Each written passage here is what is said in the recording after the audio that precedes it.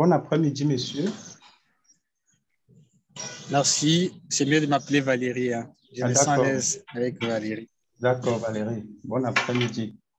Bon, déjà, Merci. Pareil. oui, je vais commencer d'abord par vous remercier. Ou alors, si tu le permets, je te tutoie. Donc, C'est bon. déjà, oui, je commence déjà par te dire merci pour la disponibilité.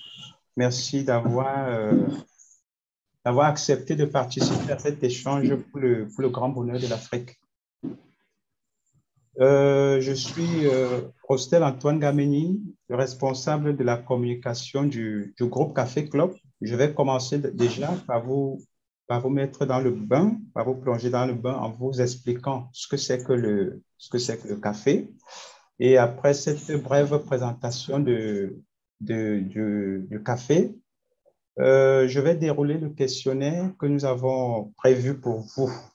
Et ce serait un plaisir que vous répondiez à ces différentes questions-là. Déjà, lorsqu'on parle du café, en fait, il s'agit d'un mouvement panafricain socio-économique lancé en 2017 par les Africains de la diaspora en vue d'accompagner et d'accélérer la transformation de l'Afrique. Donc, le café se veut un think tank 100% africain. Et l'objectif du café ou l'obsession, c'est-à-dire ce qui anime le café, est de repositionner l'homme noir dans l'histoire, et ce, dans tous les domaines. Et le café se veut incubateur d'idées, fournisseur de solutions pour l'Afrique et sa diaspora. Le café rassemble les Africains de différents horizons, porté par un idéal de fraternité et de solidarité. De solidarité. Voilà. Et l'autre objectif du café, c'est de faire bouger les choses, c'est de transformer l'Afrique. L'objectif, c'est de voir comment est-ce que l'Afrique vibre au rythme de la transformation, vibre au rythme de l'action, en fait. Voilà. Et pour le faire, dans le cadre de la présentation d'une association panafricaine qui œuvre pour le développement de l'Afrique, nous, les membres du Café Club, avons orienté notre intérêt sur la vôtre. Donc, à cet effet, nous avons préparé un ensemble de questions dont nous vous serons gré de répondre. Donc, si vous êtes prêts, je vais donc commencer avec la première question. D'accord. Nous pouvons commencer. D'accord. Donc, déjà, pour commencer, nous aimerons savoir qui est-ce que vous êtes déjà. Quand je parle de vous, qui est notre correspondant et c'est quoi cette association que vous représentez? Alors, en termes de présentation, je me nomme Valérie Ngoïndala. Je suis doctorant en psychologie, donc je suis psychologue, Ouais. mais également je suis un coach psychopédagogique. Mhm. Je travaille personnellement dans le ministère de l'enseignement primaire, secondaire et technique, Ouais. ministère dans lequel j'occupe le poste du chef de bureau d'orientation scolaire professionnelle dans une division urbaine d'Inkasi. Ouais. Alors, au-delà, je suis aussi auteur scientifique et chercheur. Donc. Alors, c'est en 2019 que nous avons mis sur pied l'Association panafricaine pour l'encadrement et la formation de la jeunesse, une structure qui vise à œuvrer pour une jeunesse intégrée socio-professionnellement, une jeunesse active et épanouie et participant au développement du continent africain. Nous avons compris que l'avenir de l'Afrique se joue principalement par sa jeunesse. Et donc, s'il faut réussir l'Afrique du futur, il faut mieux armer la jeunesse d'aujourd'hui. Et s'il faut gâcher ou gâter l'avenir de l'Afrique, il faut aussi jouer avec sa jeunesse aujourd'hui. Alors, donc, la jeunesse pour l'Afrique, ça devient une priorité du siècle. Et que ce soit le monde politique, que ce soit les acteurs économiques, que ce soit toutes ces organisations régionales, nationales, internationales, ils doivent travailler pour que la jeunesse se retrouve acteur du développement de l'Afrique. Et c'est ce sentiment qui nous a animés pour mettre sur pied cette structure. dont la vision globale est celle présentée ci-dessus. Voilà un peu de manière générale comment je résume ma présentation, y compris celle de l'Association panafricaine pour l'encadrement et la formation de la jeunesse. Déjà, merci pour cette réponse. Pourquoi avez-vous créé cette association? Quelles sont les raisons qui ont motivé la création de cette structure-là? Voilà, parce que vous l'avez souligné tout à l'heure, j'ai brossé quelques éléments de base. Donc, nous avons compris que l'avenir de l'Afrique se joue au travers de sa jeunesse. Et si vous voulez projeter l'Afrique du futur, il faut observer sa jeunesse. Maintenant, qu'est-ce que nous avons observé en Afrique? Nous observons qu'il y a beaucoup de enfants qui sont, en fait, les jeunes, ils ont des talents, ils ont des capacités, mais il manque un encadrement qui les aide à s'intégrer utilement dans la société, donc à créer de la valeur. Et par conséquent, nous trouvons beaucoup de jeunes dans des groupes armés, beaucoup de jeunes dans la rue, beaucoup de jeunes au chômage. Et il y a les inégalités de genre, il y a tous ces problèmes-là qui essayent un peu de mettre la jeunesse en Afrique dans ces camps-là de jeunes bombes à retardement au lieu d'être acteurs du développement durable. Alors, ayant observé cela, nous nous sommes sentis interpellés parce que nous ne vivons pas en Afrique pour vivre, mais nous vivons pour apporter un plus, que ce soit pour la génération actuelle, mais aussi pour la future génération. Et c'est en observant tout cela que nous avons pris l'initiative de mettre sur pied cette structure afin de résoudre tous ces problèmes. Bien sûr, nous n'allons pas résoudre le problème de l'Afrique, il y en a assez. Mais du moins, c'est nos petites actions. Si chacun essaie d'initier des actions à son niveau et d'y mettre du sérieux, de s'y investir avec passion, nous pouvons ensemble constituer une force et relever les défis auxquels l'Afrique est confrontée aujourd'hui. Voilà un peu de manière générale, c'est à quoi je faisais allusion lorsque je parlais dans la première intervention, qu'il fallait vraiment armer la jeunesse pour faire de sorte que l'Afrique du futur puisse assurer. Voilà. C'est vrai, vous continuez toujours à répondre de façon supplémentaire aux questions qui ont été posées en essayant de toucher les prochaines questions. Alors, l'autre question qu'on veut vous poser, c'est quels sont les objectifs que vous vous êtes fixés dès la création de votre association? Quels sont les objectifs phares que vous avez collés à l'entreprise, à l'association, autant pour moi, dès la création? Voilà. Alors, avant de répondre aux objectifs, je voudrais d'abord présenter la mission, parce que notre mission, c'est structure à trois niveaux. Il y a intégrer socio-professionnellement les jeunes de la rue, et à promouvoir l'approche genre chez les jeunes, d'autant plus que les jeunes africains, il y a encore des problèmes sur les questions du genre en Afrique. Donc, c'est aussi une priorité pour notre association. Mais beaucoup plus, c'est intégrer le jeune et capitaliser les aptitudes chez les jeunes pour le rendre utile à la société, mais aussi à eux-mêmes. Parce que ces jeunes qui ont du talent, ces jeunes qui ont des compétences, mais qui ne savent pas par où commencer, qui ne savent pas où obtenir de l'aide pour trouver de l'orientation, initier une entreprise ou mettre en œuvre une activité génératrice de revenus ou créer une innovation particulière quelque part dans un secteur donné. Mais tous ces jeunes ont besoin d'un encadrement de qualité. Mais alors, à notre niveau, nous essayons de capitaliser toutes ces connaissances au sein de la jeunesse pour le promouvoir et rendre utile leurs talents, de sorte que chacun puisse apporter de l'aide ou plutôt participer à l'avenir du futur. Alors, en termes d'objectifs, l'un des objectifs globaux, parce qu'il y en a assez, mais je voudrais ici présenter l'objectif clé. Nous voulons intégrer à l'horizon 2025 au moins 4000 jeunes dans 20 pays de l'Afrique francophone. Au moins? Et l'intégration... Pardon? Oui, je ne sais pas si vous avez prisé ma... Oui, vous dites, vous voulez intégrer au moins combien? 4000 jeunes à l'horizon 2025. C'est vrai que c'est un objectif fixé depuis 2019. Donc, nous sommes en cours d'évaluation pour voir qu'est-ce qui est déjà fait. Tout à fait. Et pour nous rassurer aussi comment recadrer, parce que l'objectif n'est pas statique. On peut tout de même revoir certaines choses, essayer d'améliorer pour voir comment rendre réaliste un objectif. C'est vrai que C'est un objectif très ambitieux. Et voilà pourquoi nous sommes toujours en train de chercher des partenaires par-ci, par-là, de manière active, pourvu que nous réalisons même le 90% ou le 80%, pourquoi pas les 100% de notre objectif. Ouais. Voilà un peu de manière générale ce que je pourrais répondre par rapport à votre question. À la question d'objectif, merci. On va continuer. Voilà, les objectifs sont connus. Maintenant, quelle est la vision? Quelle est la vision de l'association? C'est-à-dire, comment est-ce que vous voyez l'association dans 25 ans, dans 30 ans ou dans 40 ans?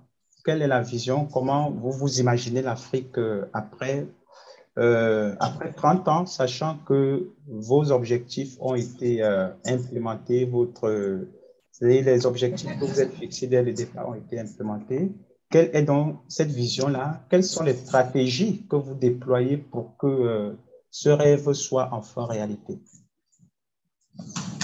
Très bien. Alors, du coup, la vision de notre ASBEL est associée ou n'est pas dissociée à la vision de l'Afrique du futur que tout le monde se fait. Donc, c'est cette Afrique où chacun est équilibré sur tous les plans, que ce soit sur le plan social, sur le plan économique, sur le plan culturel, etc. Comme je le disais, c'est travailler avec la jeunesse qui constitue vraiment garantie l'avenir de l'Afrique. Donc, on ne peut pas dissocier notre vision à celle de l'Afrique que tout le monde se fait. Alors, du coup, pour revenir à votre question de manière précise, je suis en train d'imaginer, en fait, nous sommes en train, parce qu'il s'agit d'une association, nous sommes en train d'avoir une vision d'une Afrique pilotée par les jeunes consciencieux dans tous les secteurs, les jeunes qui savent imposer leurs mots et les jeunes qui sont en train d'entreprendre, mais surtout les jeunes qui ont des compétences qu'il faut et qui assument le poste qui les méritent, en fait. Les mérites. Et là, ça nous oblige, nous, à notre niveau, de mobiliser les compétences de jeunes dans chaque secteur. Qu'est-ce que nous faisons? Par rapport aux stratégies, nous ouvrons les jeunes d'abord à des formations qui les certifiantes, des formations qui les permettent de développer des compétences dans un secteur donné, que ce soit spécifique ou en fait, général ou spécialisé. Et lorsque nous faisons, nous offrons, en fait, nous donnons les opportunités de formation à ces jeunes, c'est dans l'objectif de les accompagner à l'issue de ces formations. Et donc, la jeunesse que nous accompagnons doit d'abord être recyclée, recadrée, doit être encadrée, formée sur une question spécifique, question de l'armée, des connaissances et des compétences. Et ensuite, maintenant, nous travaillons avec cette jeunesse sur des projets réels. Et là, ça nécessite maintenant un bon partenariat et nous sommes toujours en train de nous battre pour qu'à chaque secteur, à chaque projet, parce qu'il y a des jeunes qui veulent bien se lancer dans l'entrepreneuriat numérique, il y a d'autres qui veulent se lancer dans l'agro-business. Bref, chacun essaie de se spécialiser dans un secteur où il trouve qu'il a de l'intérêt, mais aussi qu'il a des compétences. Et nous l'accompagnons dans cette marche et nous cherchons tous ces partenaires-là qui peuvent soutenir nos projets et nos actions de terrain afin que le jeune puisse trouver des solutions adéquates et qui les aident à mieux s'intégrer socio-professionnellement. Voilà. Merci. Est-ce que dans la concrétisation de ce projet, de ce rêve, est-ce que vous rencontrez des difficultés sur le terrain? Si oui, quelles sont ces difficultés? Oui, les obstacles sont là. Effectivement, vous comprenez que c'est une association à but non lucratif. D'abord, du point de vue financier, c'est le plus grand obstacle. Parce qu'on ne peut pas prétendre résoudre tous les problèmes, d'autant plus que beaucoup de ces problèmes demandent de l'argent. Ouais. Mais du moins, nous savons minimiser cela en poussant plus les jeunes à réfléchir sur des activités génératrices de revenus. Et alors, à ce niveau-là, ça aide tout simplement à orienter les jeunes vers l'autoprise en charge et ne pas compter beaucoup plus sur les donations, sur les fonds extérieurs, etc. Parce que quand on sait s'auto-prendre en charge, on ne s'attend pas à un financement, ça crée un peu de l'autonomie et ça rassure tout simplement par rapport à son projet. Ouais. Et ça, c'est le plus grand obstacle du point de vue financier, mais aussi du point de vue administratif. C'est une question générale que nous avons trouvée presque dans beaucoup de nos de pays au fait, où nous avons des représentants, y compris peut-être le Cameroun. Nos autorités ou nos gouvernants n'ont pas cette culture. En fait, il y a une certaine lourdeur dans l'administration publique. Ouais. Et cette lourdeur ne nous permet pas de mieux implémenter nos activités de terrain, d'avoir des documents légaux en temps réel, parce qu'il y a des structures qui doivent avoir ces documents pour fonctionner, il y a des représentations qui doivent avoir ces documents pour fonctionner. Mais on peut se retrouver, il y a un donateur, il y a un partenaire qui veulent soutenir l'activité, mais parce que dans ces points-là où vous voulez intervenir, et c'est là qu'il s'est fixé l'objectif d'intervenir, mais vous n'avez pas de documents légaux qui vous permettent d'y œuvrer, alors vous êtes bloqué, du coup, c'est tout un financement qui s'envole. Et je pensais que c'était dans mon pays, non, c'est en Afrique partout, là, j'ai constaté que c'est presque la même situation. Tout à fait. Il y a une grande lourdeur administrative. En tout cas, nous espérons qu'avec la nouvelle génération, les choses vont changer. D'accord. Et puisque le projet est davantage porté vers la jeunesse, puisque tous les regards sont figés vers la jeunesse, est-ce que la jeunesse africaine que vous avez eu à rencontrer jusqu'ici dans le cadre de cette association, comment est-ce qu'elles accueillent le projet favorablement? Est-ce que la jeunesse est réceptive ou alors elle a cette lourdeur-là de croire en le projet? Comment se passe le message entre vous et la jeunesse que vous avez eu à rencontrer jusqu'à ce niveau? En tout cas, nous pouvons dire à 98%, les jeunes sont intéressés. À 98%, on peut aller même à 99%. Hein. Donc, 99%, les jeunes sont intéressés. Mais il faut aussi dire qu'il y a des jeunes qui pensent que l'association, en fait, je ne sais pas cette perception, il y a certains jeunes, bien qu'ils soient intéressés, mais ils s'attendent à être financés par l'association. Et ça, c'est ce que nous décourageons dès le départ. Ouais. Mais disons, chez nous, c'est vrai, nous pouvons peut-être servir des ponts parce qu'il y a des partenaires qui ne peuvent pas collaborer avec des individus directement, mais qui doivent passer par l'organisation. Et nous pouvons peut-être faciliter ce canal-là, pourvu que nous facilitons votre intégration, votre financement. Mais nous n'avons pas ces moyens pour financer. Ça, nous sommes clairs sur cette question. Et même si nous en avons, là, nous initions des projets à intérêt collectif pour assurer l'avenir de l'association, mais aussi intégrer tout le monde afin qu'ils puissent se retrouver ou quoi. Donc, c'est vraiment une perception que nous essayons de recadrer dès le départ parce que à un certain moment, parler de l'argent, c'est attirer la jeunesse, hein, parler stratégie pour gagner de l'argent. Nous voulons parler projet pour gagner de l'argent, mais nous ne voulons pas décourager ces jeunes-là qui ont des talents à ne pas se dépasser pour réaliser leurs rêves, réaliser leurs projets, sans toutefois compter sur les financements extérieurs comme point de départ. Bien que le financement peut venir, mais ça peut venir, oui, mais le point de départ, c'est d'abord soi-même, c'est d'abord les opportunités autour de nous qui nous aident à mieux décoller. Et le reste, c'est juste un appui supplémentaire. D'accord, merci. Déjà, quelles sont les actions que vous avez menées jusqu'ici? Quelles sont les actions concrètes que l'association a déjà menées jusqu'à ce niveau?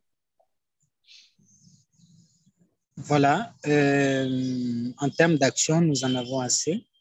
Donc, d'abord, nous avons un accompagnement en cours de 124 jeunes qui sont d'ailleurs aussi en train de suivre une formation quelque part. Nous avons aussi mené des actions dans des provinces en termes de sensibilisation au vivre ensemble, mais aussi en termes d'accompagnement des jeunes vers la réalisation de leurs projets. Et aussi, nous avons une revue scientifique qui est en train de publier déjà son premier numéro, et qui est d'ailleurs aussi reconnu internationalement et avec un comité scientifique international.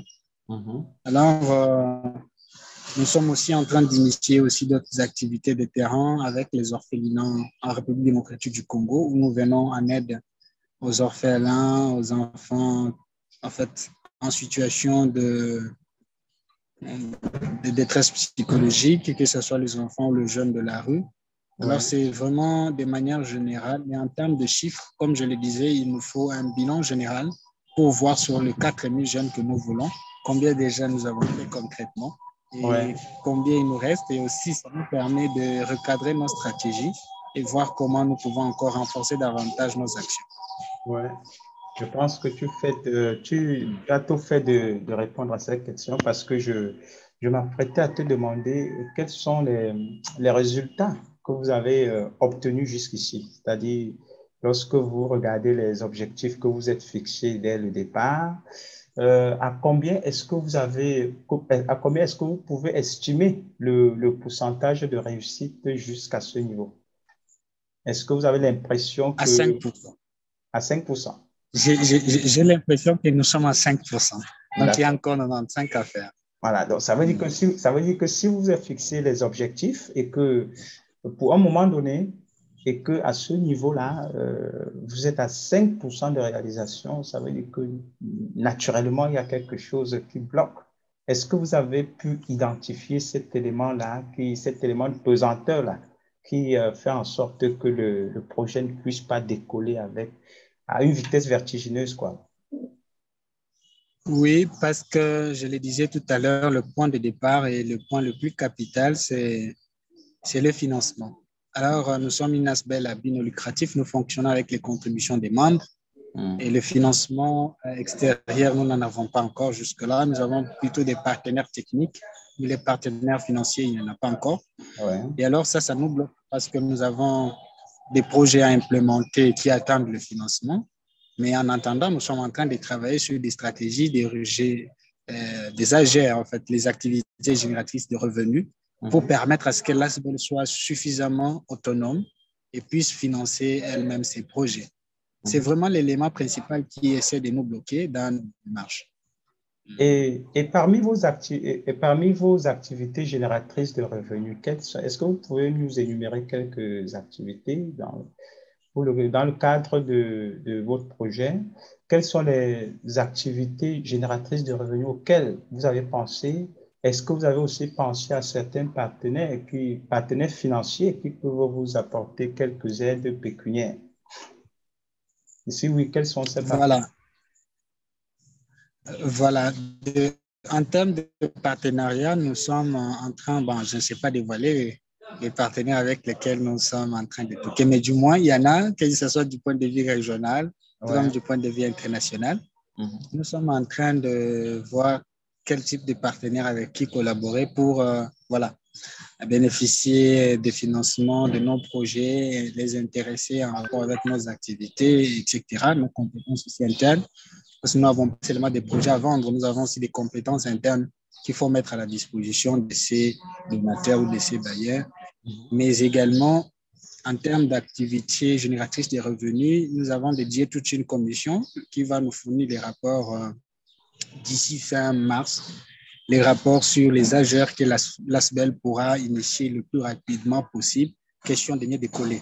Voilà un peu voilà, la réponse à votre question, donc à cette question. Voilà. Et jusqu'ici, vous avez dit que vous avez réussi à intégrer plus d'une centaine de jeunes, plus d'une centaine de jeunes Africains, c'est ça? Accompagner.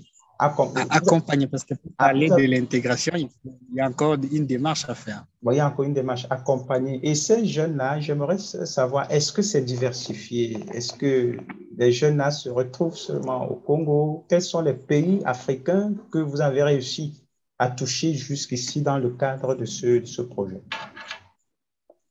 Voilà, en fait, dans la plupart des cas, ces jeunes sont concentrés au Congo. Donc, je peux dire à 70 ou 80% de ces jeunes sont concentrés au Congo parce que c'est le pays pilote, mais aussi les pays où l'ASBEL est légalement reconnue.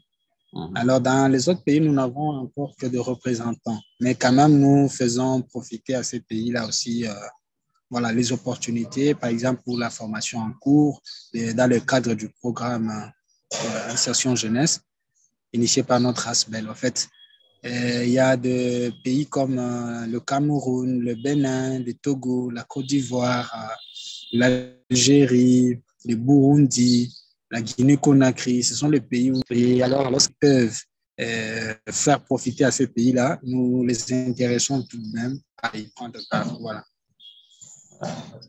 Parce que jusqu'ici, si le projet jusqu'ici intéresse jusqu'à 80% de Congolais et que les autres pays de l'Afrique sont un peu, je ne vais pas dire mis à côté, mais si les autres pays d'Afrique ne participent pas encore et que ce n'est que le Congo qui interagit à 80%, ça veut dire que c'est vrai, c'est un mouvement africain, mais est-ce que vous n'avez pas trouvé des stratégies pour faire que les autres pays africains soient aussi intéressés autant que le Congo?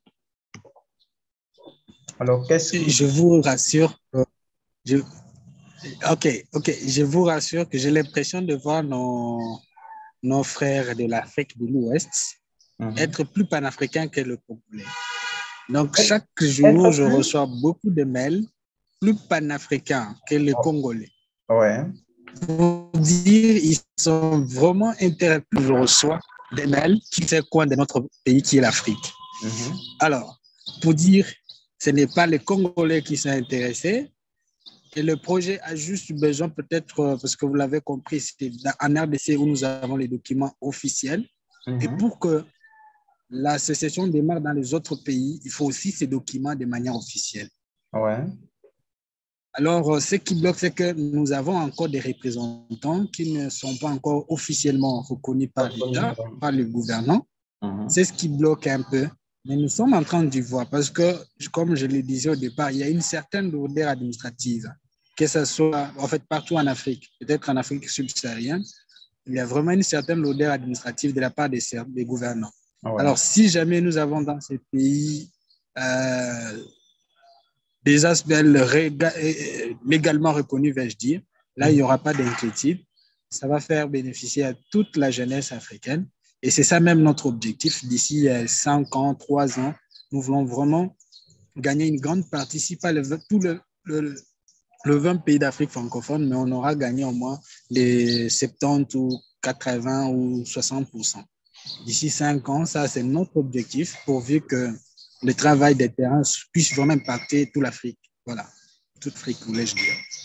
Merci. Et pour terminer, alors, il faut reconnaître que votre association aujourd'hui, c'est une association à une initiative très louable.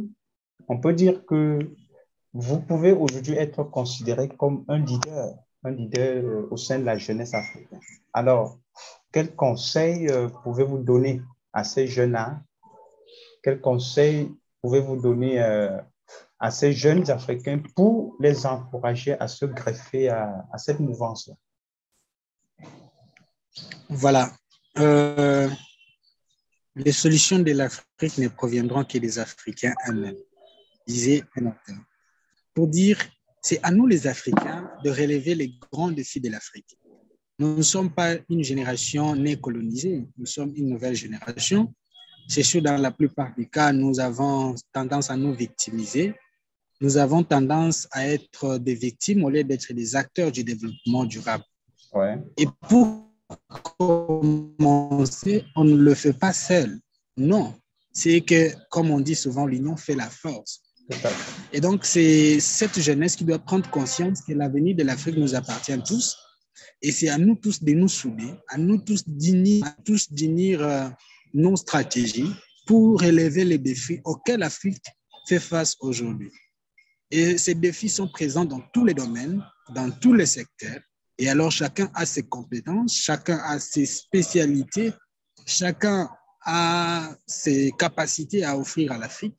Et ce n'est qu'en s'unissant autour des structures comme les nôtres que nous pouvons mieux travailler et rendre un bon service à l'Afrique et faire rayonner les continents à l'échelle mondiale.